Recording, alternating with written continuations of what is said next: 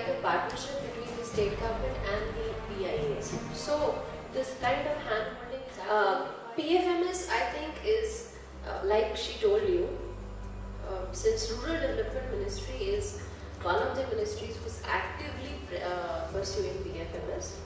MG Nareka is totally on PFMS at the moment.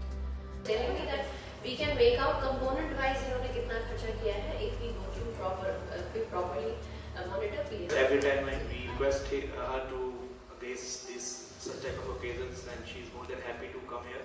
So I am really thankful to Secretary Rural Development for sparing the time.